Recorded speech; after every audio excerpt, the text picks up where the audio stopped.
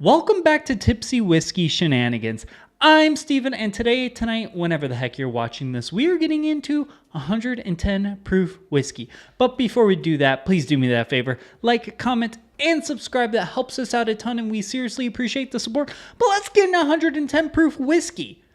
Talking 110 proof whiskey. Whiskey that is below 110 proof. Been slowly going up the ladder of proof points. I've been going through my bourbon collection and kind of seeing what am I liking at specific proof points. So this is just me kind of going through bottles I have. What do I like? What don't I like? I guess what I don't like is not on this video, so don't worry about it. But basically this is pretty much anything between 100 and 110 proof bourbons. So let's just get right into it. But before we do that, another intermission, word from our sponsor. Are you sick and tired of missing the gym after a night of drinking because you drink probably a little bit more than you should? Things got a little out of hand and you drank a little bit more than you should. Well, I'm here to tell you that there is a new product out there that's going to solve all of those problems, and that product is ZBox. ZBox Pre-Alcohol Probiotic is the world's first genetically engineered probiotic. It was invented by PhD scientists to tackle rough mornings after drinking. When you drink alcohol, it gets converted into a toxic byproduct in the gut. It's this byproduct, not dehydration, that's to blame for your rough next day. ZBox produces an enzyme to break this byproduct down. Just remember to drink this probiotic before drinking alcohol, drink responsibly, and get a good night's sleep to feel your best tomorrow. Go to zbox.com/tipsy or use the QR code down below to receive 15% off your first order when you use the code TIPSY at checkout. This code can also be used with a subscription basis so you can stay ahead of the game. And if for whatever reason you are not satisfied, ZBox is 100% money back guaranteed, so they will refund your money, no questions asked. We're going to go to zbox.com/tipsy and use the code TIPSY at checkout to receive 15% off your first order. Thank you, ZBox, for sponsoring today's video. Let's get back to it. All right, let's get right in with it. And I'm going to start off with, honestly, my favorite. Because why the heck not? Because YOLO, we're here. Let's just send it. Calumet 15. This bottle's freaking incredible. This stuff is 15-year-old juice that is sourced from Barton from the last time I checked. It's around $100-ish in my area, which is a freaking steal for this bottle. This honestly is one of the readily available gems in my collection. Like I love this. This bottle is a godsend. This bottle's really great. Like, this bottle's incredible. 15-year-old 105 proof bourbon from I believe it's Barton 1792. At least that's the last time I checked it. That's where they were sourcing it from. This stuff is great. It's ultra aged, it's high proof, but it's not too high proof. It's kind of accessible still. Like, this hits all of the marks, and it's only like $100, which is crazy. Absolutely crazy to be getting a 15-year-old product for under $100 nowadays. So I love this, or not under, around $100. I know it's not like that in every market, so take that as you will. But here in Arizona, it's still around the $100-ish. So that bottle, absolutely incredible. Like, what amazing bottle. Then moving on, Four Roses Small Batch Select.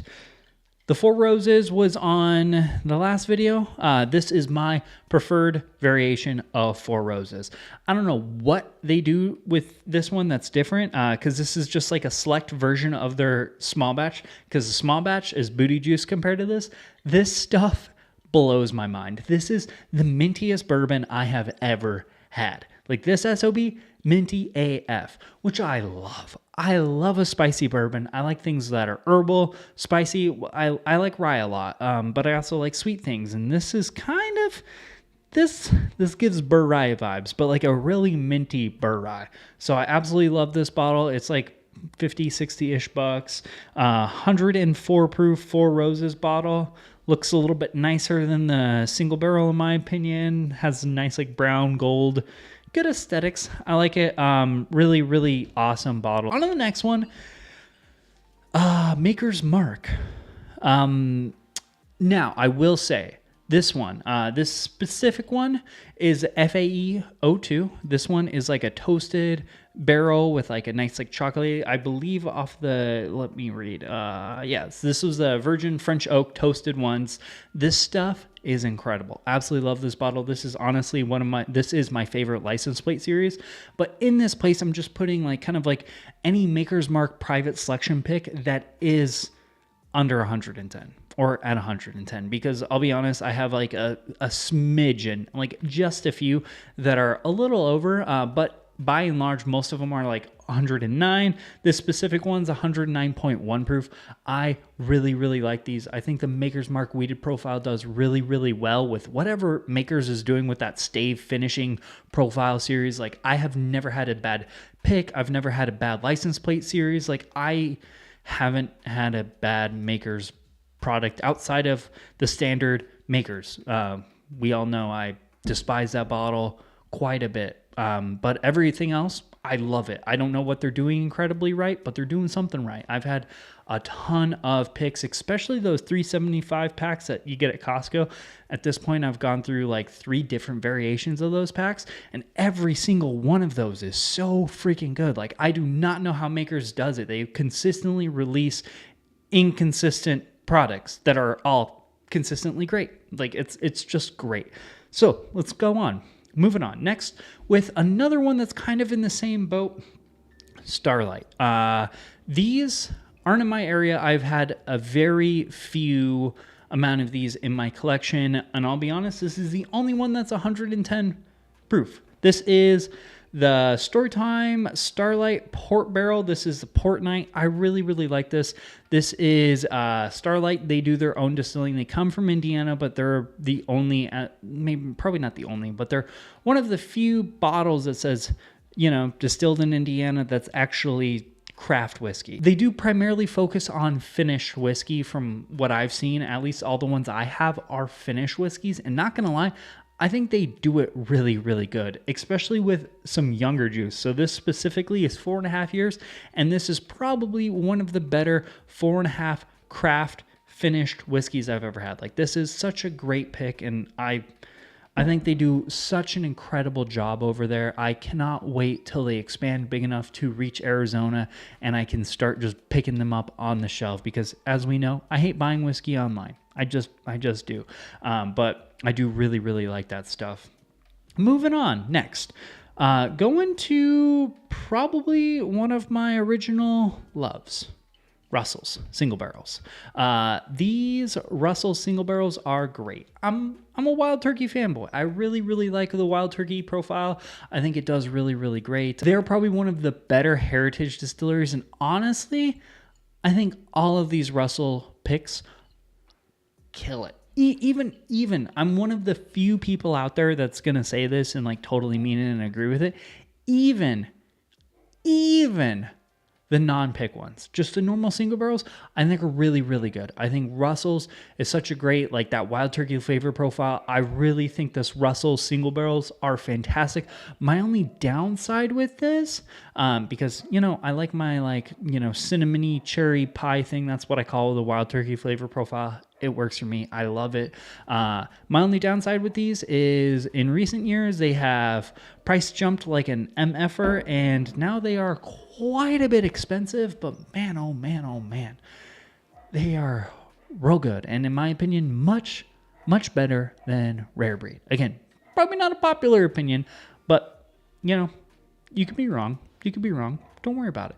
Last, but definitely not least, the one MGP bottle that is under 110 proof in my collection, that is Belma Reserve Bourbon.